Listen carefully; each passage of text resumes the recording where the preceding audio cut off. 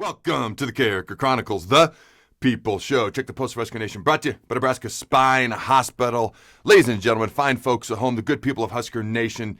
Today I want to talk about how Adrian Martinez has earned my respect. Respect is not given, it is earned, okay? Now, let's go back down memory lane just a smidge. As a freshman, Adrian came in, he started as a true freshman, kind of set the world on fire, played really, really well. Expectations were high going into his sophomore year. And I'm paraphrasing, but at one point, Scott Frost even referenced that Adrian could potentially be one of the best, if not the best quarterbacks to ever play here at the University of Nebraska. As we all know, Adrian had a bit of a rough sophomore season, okay? After the season, coming into this crazy COVID year, but Adrian's junior year, Scott Frost mentioned early on in the offseason that maybe Adrian wasn't as prepared going into some of these games as he should have been. Now, coming into this junior year, there's this kid named Luke McCaffrey. People are talking about him. He's talented. He showed what he could do a little bit in the Iowa game a couple years ago. Okay, so people were like, all right, who's going to be the starting quarterback? How's this going to work? Now, it looked all offseason like Adrian was going to be the starter, and he was in our first game, but it wasn't like 100% clear. But it was interesting because I've seen a lot of position battles, and I've seen a lot of quarterbacks or D linemen or running backs battle it out for a starting position. And there's a whole lot more Brett Favre and Aaron Rodgers type situations than there is guys who actually want to help the guy trying to take their starting job. But Adrian, he talked about how he wanted to help Luke and how he was trying to do everything he could to help make Luke the best quarterback possible. I'll be honest with you, okay? I wanted to believe Adrian, and I think I did to a smidge, but based on my personal experiences in the past, I was a little skeptical. Is this real or not? Okay, so the season starts, all right, and Adrian is the starting quarterback. He plays very well the first half of the Ohio State game. The offense looked good for the first 28 minutes at least. And then Adrian, Ohio State's pretty good. Second half, struggled in the second half, struggled in the next game versus Northwestern. He's sharing time with Luke McCaffrey during this as well. And then Luke McCaffrey starts the Penn State in the Illinois game. And this is where I want to take a pause. This is where I want to take a break because right here, this is where I gained a lot of respect for Adrian Martinez. It would have been very easy to go in the tank, to have a bad attitude, to pout, to transfer, to do any of those things.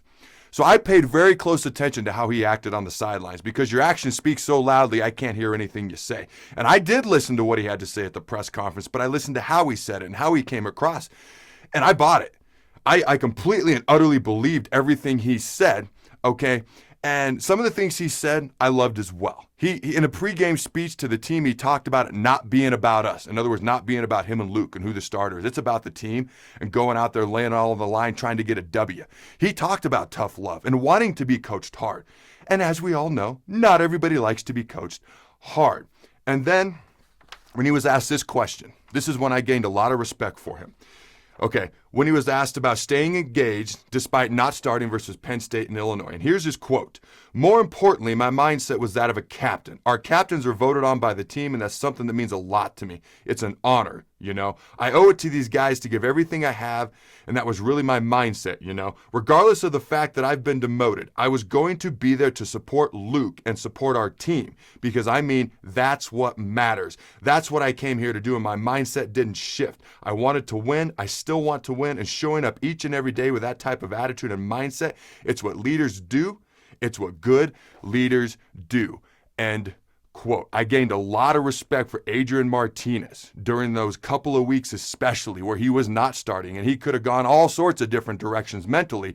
And this is how he chose to go because that's who he is. And here's the thing, his actions do back it up.